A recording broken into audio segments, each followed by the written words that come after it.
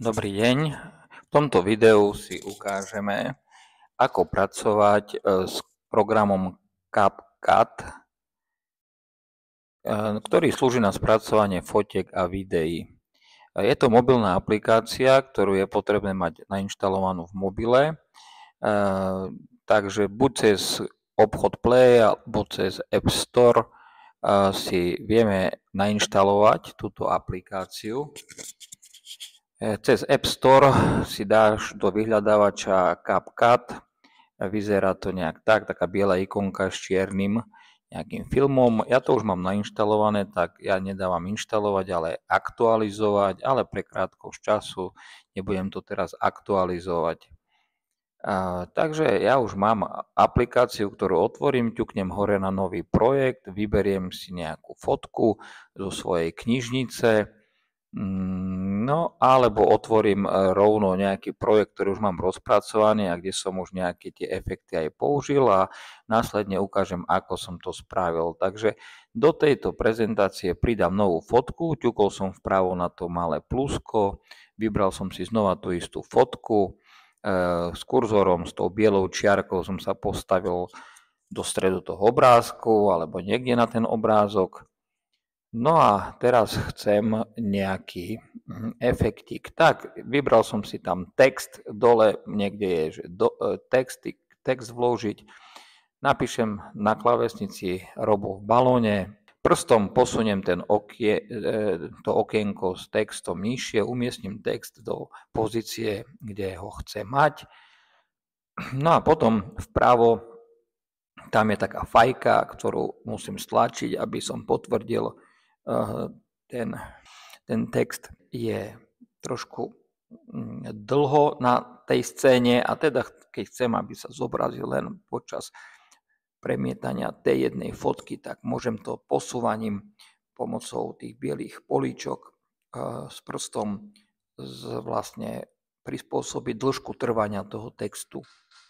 Pridám znova ďalšiu fotku alebo tú istú a použijem znova text, nejaký efekt teda. Označil som tú fotku, hľadám nejaké telové efekty dole a potom si vyberám už tých efektov.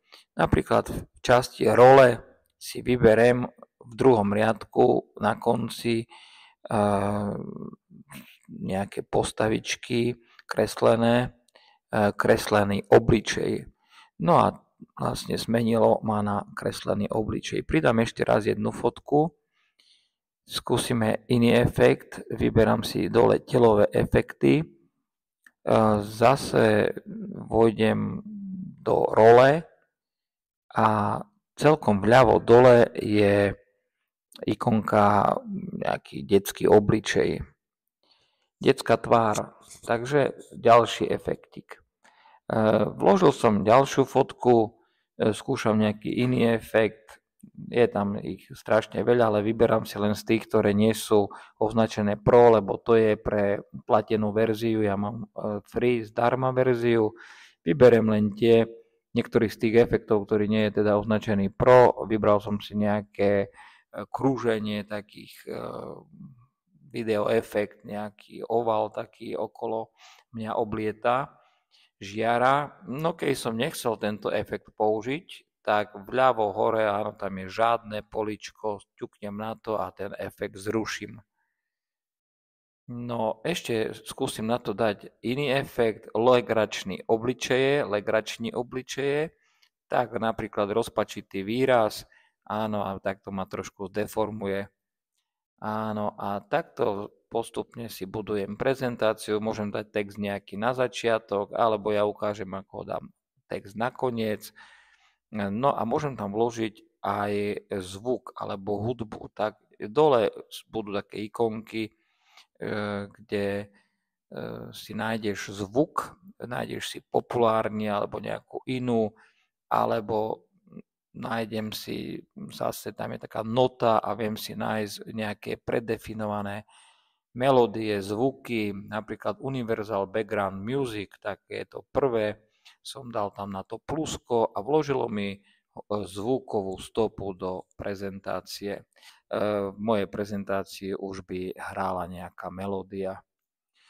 Ten zvuk na konci bude možno dlhší ako moja prezentácia, tak aby to nehrálo počas toho, ako už vlastne ani nejde moja prezentácia, tak tuto musím rozdeliť.